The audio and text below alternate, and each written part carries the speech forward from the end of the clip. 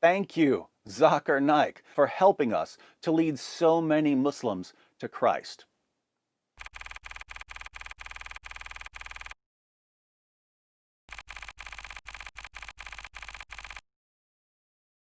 አላህ በሁለተኛው መንገድ የመስኩ ምሁራኖችን በየክፍለ ዘመናቱ በማስነሳት ኢስላም ላይ ለሚነሱ ሹብሃቶች በቂ መልስ እንዲሰጡ በማድረግ አላህ ቁርአንን እንደሚጠብቅ ቃል ኪዳን ገብቶልናል። የገባውንም ቃል ኪዳን ይሄው በተግባር እየፈጸመልን ነው።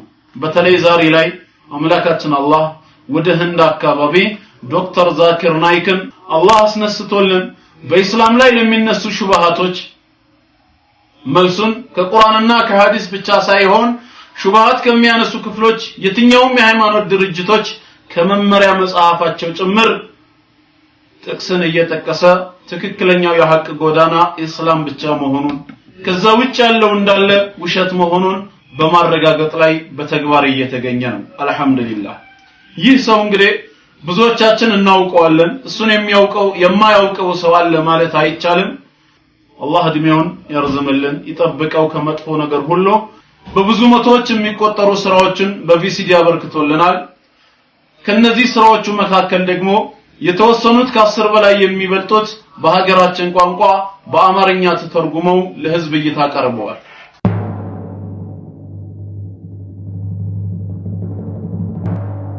Here's a comment I read yesterday. Name omitted because the penalty for leaving Islam is death, writes David. I really want to thank you for all the efforts you did in studying about Islam and sharing all the truth you found with us through YouTube. I remember the first video I saw of you was Zakir Naik is a joke. At that moment I was like, who the censored is this guy calling Zakir Naik a joke? Then I again found you on YouTube 4 months from then, and at that time I was trying to search more and more truth about Islam, and you seemed very reliable as you were giving the references as proof. Though it hurt a lot, I could move on from Islam and leave it, and your video in which you were sharing your testimony, that made me really go deep and search more about Christ. If it wasn't for you, I would have still been saying there is no God but Allah and Muhammad is his prophet. Words aren't enough to thank you because you introduced me to Jesus through whom I can be saved, and I think there was God definitely involved in this process because I mostly doubt and don't believe easily, but I even tried showing your 30-minute video of why I am a Christian to my classmates, but everyone else found it silly, whereas I found it as one of the best videos anyone could share. So, just thank you. Now, what started this young man on his path to conversion? Zakir Naik. He had confidence in Zakir Naik. Later, he saw that someone was claiming that Zakir Naik is a joke. He wanted to see what possible basis there could be for calling Zakir Naik a joke. Then he did some investigating and eventually found out that Zakir Naik is a joke, that Naik's arguments are horrible, that he backs down from every challenge from every experienced Christian debater in the world. And that's when he realized that he couldn't simply base his faith on what he had heard from people like Zakir Naik. He needed to study and seek the truth for himself. And now he's a Christian. Mark my words, Zakir Naik is going to help us lead more Muslims to Christ than anyone else in history. Zakir Naik has built his career on the methods of his mentor, Ahmed Deedat. Deedat's method was simple. If you get an audience full of ignorant people, you can say pretty much whatever you want, and no one's going to know if you're lying to them. If someone eventually decides to do some research and figures out that you're making things up, it doesn't matter because you've already deceived thousands of people into agreeing with you. Who cares about the few who recognize that you're lying when you've already won a mob who can shout them down? So Deedat understood that all you need to do is sound like you know what you're talking about. Just sound persuasive. It doesn't matter if you're spouting total nonsense as long as it sounds good. Deedat influenced people like Naik and others who now use the same method. But there's a problem with this method.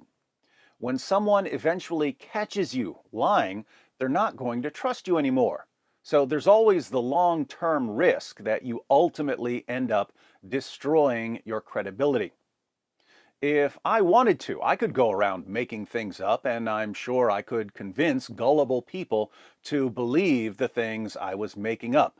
I could go around telling people, did you know that NASA has discovered the words, Jesus is Lord, written on Mars? It's true. How can we explain this? Surely Christianity must be the truth.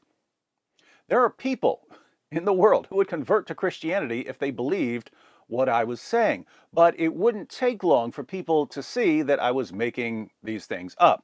Now, for apologists like Zakir Naik, it doesn't really matter if people catch you making things up as long as most people don't catch you. And in the days of DDOT, this was a very successful method because when someone went to the library, did some studying, and realized that DDOT was lying, what was he going to do about it? He could go tell some people that DDOT's a liar, but DDOT would already be speaking to the next packed out auditorium. So DDOT would get away with it. What's different now? Well, now we've got the internet. Now we're in a position to expose people who've built their Dawa empires on deception. Now, when a young man realizes that Zakir Naik is a deceiver, he can tell other people around the world what he's learned. This reminds me of ancient Persia. The Persian Empire tried repeatedly to invade Greece. When they would invade, the Greeks would join forces and stop the Persians from conquering Greece. But the Greeks were still terrified of the Persian Empire because it was massive. Many years later, the Greeks were still scared of the Persians. But travelers kept coming back to Greece during the reign of Philip of Macedon.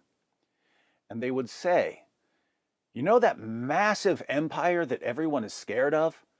Their forts are falling apart. Their soldiers are lying around drunk. If someone were to take a well-trained army, even a much smaller army than theirs, he could wreak havoc on the Persian Empire. Philip's son, Alexander the Great, did just that. He invaded the Persian Empire with a much smaller force than the Persians had, and he crushed them. What looked like an incredibly powerful empire was actually a house of cards. You could knock it right over.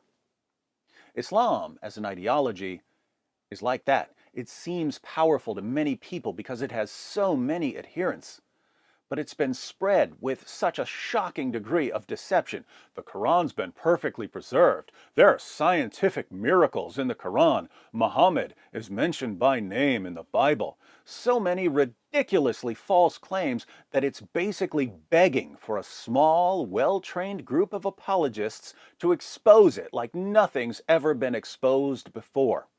So, while it may be discouraging to watch Zakir Naik speak to a room filled with people and feed them nothing but lies, while it may break your heart to watch so many people buying outright deception, don't lose sight of the fact that for every lie he tells, for every person he deceives, he's setting himself up for a bigger fall.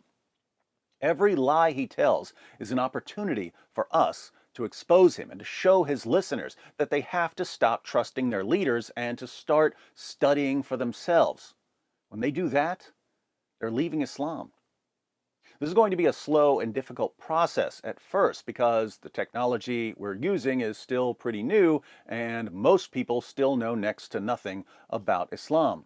But as more and more young Muslims recognize that they've been lied to and they start sharing what they've learned, we're going to see a snowball effect. In the end, what are we going to say to Zakir Naik? We're going to say, thank you, Zakir Naik, not for deceiving people, not for promoting jihad, but for helping us to lead so many Muslims to Christ. Now, I said it here, it's public record. Catch me in a few years and tell me I was wrong about this.